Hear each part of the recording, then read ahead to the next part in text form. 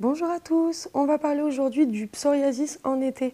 Parce que quand je souffrais du psoriasis, j'avais remarqué que dès que l'été arrivait, comme par hasard, au moment où on veut porter des shorts, avoir des t-shirts, j'avais des crises de malade. On m'avait même dit tu es allergique au soleil, c'est-à-dire que le soleil ne m'aimait pas.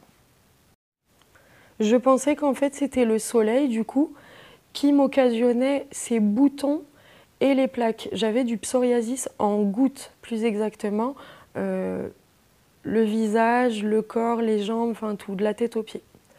Et voilà, donc dès qu'il faisait chaud, ça apparaissait. C'est pas possible, je me demandais mais pourquoi, comment faire. Et c'est là que j'ai eu le réflexe quand même de me demander comment fonctionnait la peau. Donc quand on voit comment fonctionne la peau, on se dit qu'elle assimile et qu'elle rejette les déchets. Et la peau peut transpirer. La peau fait 1,7 m² en moyenne et c'est l'émonctoire le plus vaste. Et c'est encore un des principaux. Donc il faut y faire attention et se demander donc justement pourquoi quand il fait chaud, la peau réagit comme ça. La peau a vraiment une fonction d'assimilation et de filtre, donc elle n'est pas juste là pour nous recouvrir. Et si elle est mal en point, donc justement en été, là comme on peut le lire, la peau a le potentiel pour éliminer une masse importante de substances toxiques. C'est une double porte de sortie. En été, il fait plus chaud, donc la peau, qu'est-ce qu'elle va faire? Comme on le lit, c'est une double porte de sortie, elle va sauter sur l'occasion pour éliminer les déchets par les pores de la peau. C'est clair qu'elle ne va pas se gêner, c'est l'organe le plus puissant, enfin le plus grand du corps. Voilà, donc elle rejette deux types de déchets, des cristalloïdaux par la sueur et des déchets colloïdaux par le sébum, donc les boutons. Donc quand il fait chaud et qu'on transpire, si on est acide à l'intérieur, on sait ce qui va sortir, de l'acide. Donc on peut imaginer que si on a des déchets durs, donc cristalloïdaux, éliminés par la sueur, et en plus de ça on a beaucoup de déchets colloïdaux, donc éliminés par le sébum, les boutons, on voit l'état dans lequel on peut être en été. Tout est accéléré. La chaleur, elle donne envie au corps de transpirer justement, il en profite. Et justement, pourquoi par exemple ma peau était fragilisée par rapport à mes autres organes? Ma peau a eu la facilité en fait de prendre le relais quand les intestins et les reins étaient fatigués. Donc la peau, elle a cette capacité-là justement, vu le grand émonctoire que c'est. C'est pour ça que j'ai vu le succès quand je me suis occupée de mes reins. J'ai chouchouté mes reins parce que c'est un émonctoire important, vu qu'il aide le sang à se filtrer. C'est clair qu'on n'est pas un meuble Ikea, tous les organes fonctionnent ensemble. Donc vous avez là la définition d'émonctoire. Les émonctoires sont des organes capables d'éliminer les déchets, c'est-à-dire de faire sortir des substances vers l'extérieur de notre corps.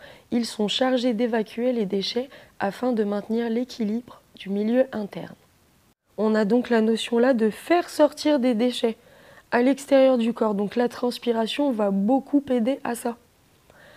Donc ces fameux déchets qui sont divisés en deux groupes, les cristaux et les cols.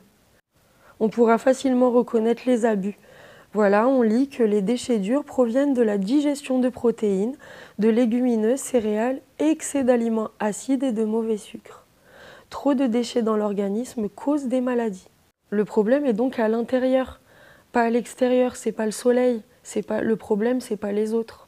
Là, c'était nous. C'est nous le problème en question.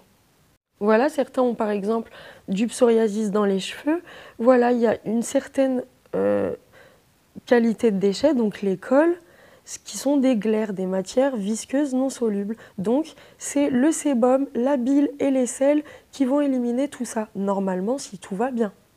Parce que quand le système interne a trop de travail, il va laisser à l'autre organe, à notre organe, et après ça va s'accumuler en fait dans le corps. Ça disparaît pas, ça s'accumule et ça s'engorge.